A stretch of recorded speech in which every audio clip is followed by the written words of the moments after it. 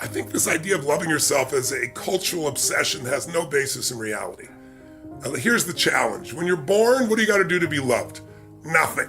Because your mother's on drugs, natural drugs, oxytocin. So you look like a lizard and she thinks you're beautiful, right? You know, you're fat, you shit all over, you throw up and you're still beautiful, right? For a while, you're unconditionally loved. And thank God we wouldn't have survived otherwise. You know, I love women so much. I have so much respect for women, even more so going through birth again. No man will ever fully appreciate what a woman does or what a baby demands of a mother if you're breastfeeding and the energy and the no sleep. I mean, it's amazing what women do in our lives. But the point is, in the beginning, you gotta do nothing. And then the oxytocin wears off and suddenly you do the same scream or yell, throw your food, and now you get yelled at or hit, or the worst one of all, you get ignored.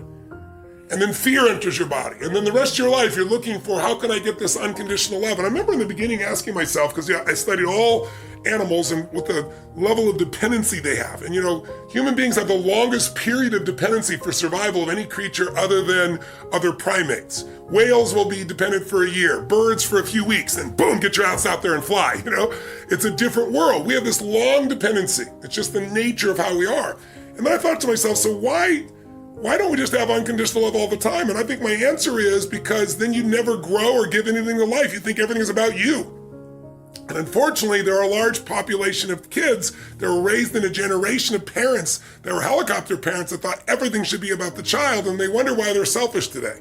Or why they, don't seem to have great relationships where you got to be with somebody else, you got to put somebody else ahead of you. That's what love is. Love is putting somebody else ahead of yourself. Loving yourself usually comes for most human beings by starting to have a value and just appreciating people, not because of what they do, not because of what they have, just because you feel their essence. And it's easier to do that with somebody you love than it's with yourself. But when you start to with somebody else and you're not judging, you're truly loving them, then it's much more natural because you're already doing the loving. You're not getting it from somewhere else. Someone may say something, look at you a certain way as a trigger, but all love is self-love. This bullshit, I don't love myself. If you've ever been someone who felt loved, you loved yourself. They didn't love you. They said something, they did something with their eyes, and you used that as a trigger to release love inside of you. But loving yourself every moment, all the time, is not the secret to success. Having appreciation for yourself is different than constantly loving. Now, in the Bible, it says, love thy neighbor as thyself. So I think it's a worthy goal and it's useful, but most people are obsessed with it. And I think get on about living a life that's meaningful and you'll love yourself. As long as you focus on you, you're not gonna love you. Because the human brain is always looking for what's wrong, what to protect, what needs to be changed. It's a survival instinct. And so it's looking for things to fight or flight or try to freeze or pretend they're not there about yourself. But when you're in a bit of service, when you're trying to serve something more than yourself, that's when the higher part of your consciousness is there. That's when your heart is flowing. And when you're doing that, you're not thinking about you, and therefore you feel love. And I can tell you my own experience, no one else have to earn love with me, but my strategy has been, I gotta earn my own love, right? I gotta be worthy of my own love. I don't do that to somebody else. How do you do that? Well, by helping millions of people for 44 years, now I'm finally at the stage where, I fucking love myself. I'm out there, I enjoy myself, I appreciate it. But along the way, I've always earned it. Now, I don't think that's necessarily healthy or not, but I like what it's done with me. If I know people that just think they're God's gift to creation, and they don't add any value to any other human being, and they're assholes to be around. They love themselves. So I would challenge that whole belief system. I'd say it's appreciating yourself. It's loving the people around you. And the more you can unconditionally love others, the more you'll unconditionally love yourself. But trying to start with yourself when you're not doing with others, forget it, it'll never happen. One of my favorite protocols is the daily nature walk. I love walking in the woods. I often listen to audiobooks in the woods. I call it reading while walking. Reading while walking. So I go to this place, it's sort of my creative forest. There's not a lot of people in there, and I walk for 1 hour. I breathe in the air. I look at the lush scenery. I listen to a different audiobook.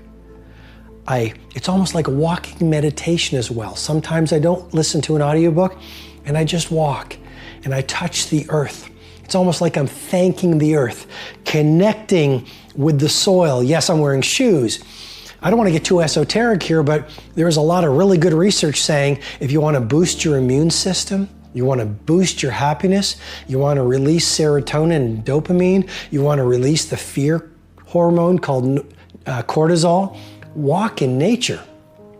And so when I walk, I connect with nature.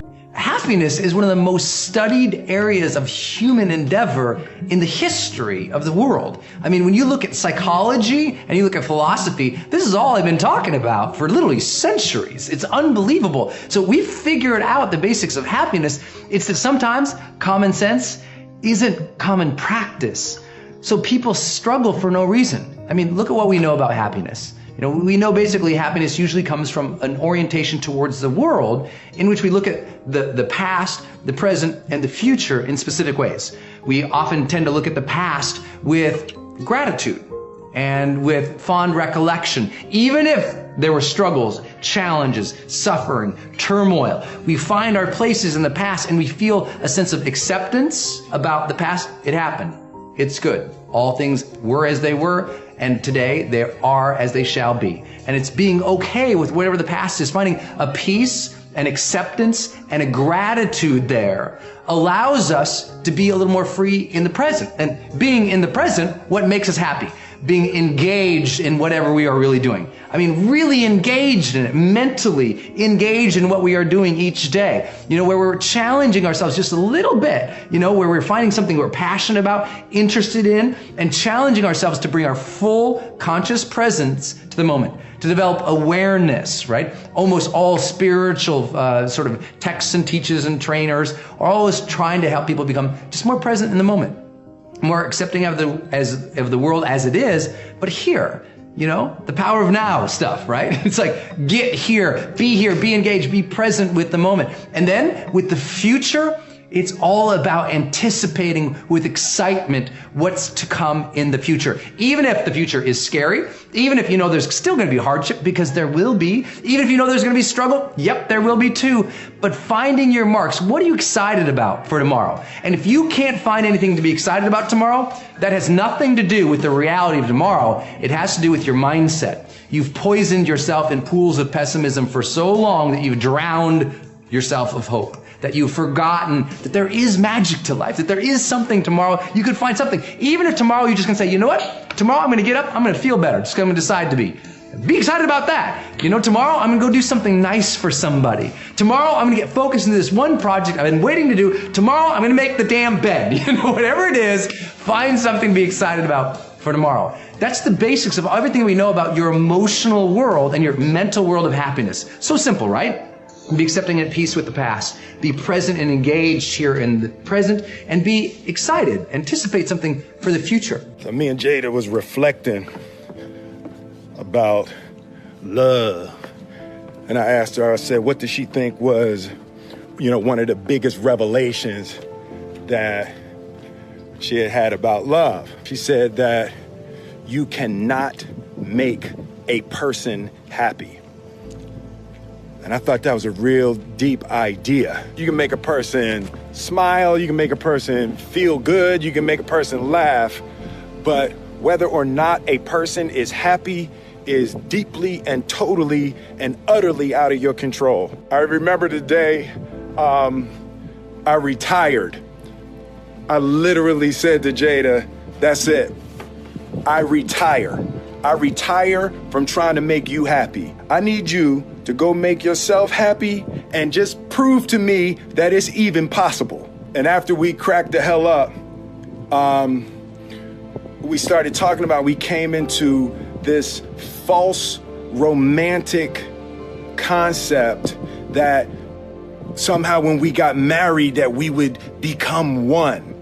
And what we realized is that we were two completely separate people on two completely separate individual journeys, and that we were choosing to walk our separate journeys together. But her happiness was her responsibility, and my happiness was my responsibility. And we decided that we were going to find our individual, internal, private, separate joy And then we were going to present ourselves to the relationship and to each other already happy, not coming to each other begging with our empty cups out, demanding that she fill my cup and demanding that she meet my needs. Unfair, and it's kind of unrealistic and can be destructive to place the responsibility for your happiness.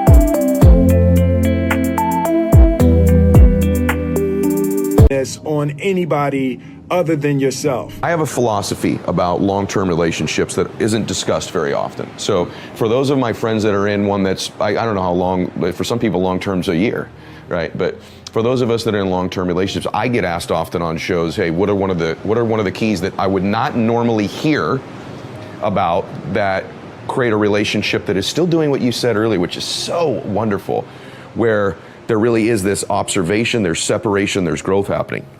And so there's all these things they say in a long term. Be honest with one another, be trustworthy, make sure you're communicating. One of the things that I find with my friends and I who have had long-term, really good relationships is physical intimacy still. And real attraction to one another physically. If everyone says, I want to marry my best friend, which you do, but you have a lot of friends and you don't need to be married to all of them. And one of the things I see in relationships is they start out where there's this physical chemistry, and I know relationships ebbs and flow. I'm not just talking about sex. I'm referring to physical touching and intimacy. When I was dating Christiana, her dad was older than her mother, and it was his second marriage. His first wife had died of cancer. And oftentimes in second marriages, I see people kind of know the second time around, maybe the mistakes they made the first time. In his case, his wife had actually passed away. But when I would date her, I would often pick her up. And when you'd walk up to their home, their front door,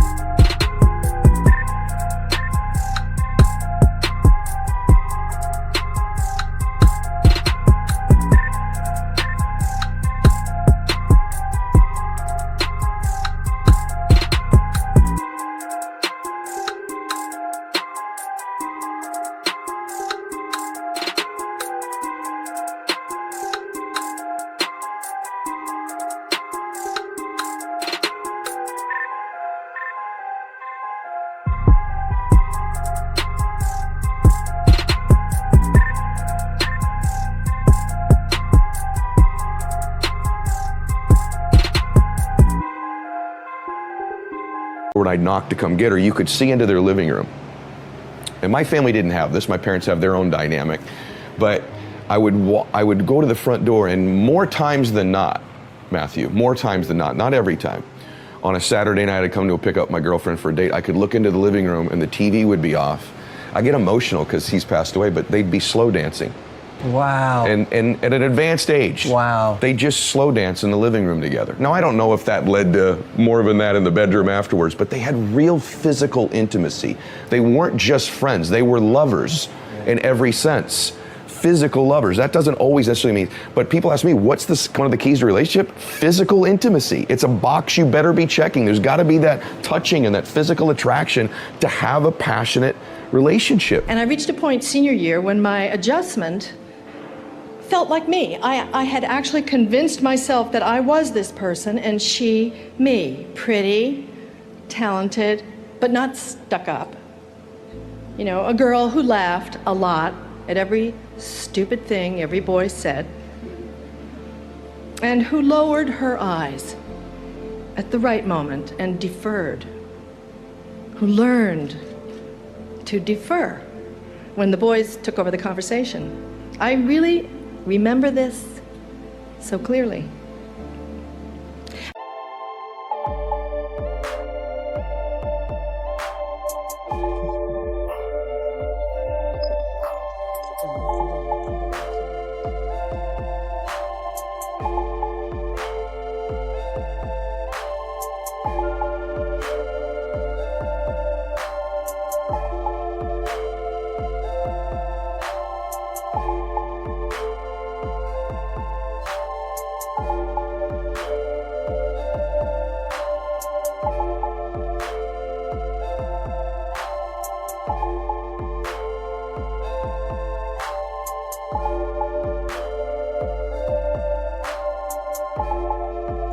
And I could tell it was working. I was much less annoying to the guys than I had been. They liked me better, and I liked that. This was conscious, but it was at the same time motivated and fully felt. This was real acting. I got to Vassar, which 43 years ago was a single-sex institution, like all the colleges in what they called the Seven Sisters, the female Ivy League. And I made some very quick but lifelong and challenging friends. And with their help, outside of any competition for boys, my brain woke up.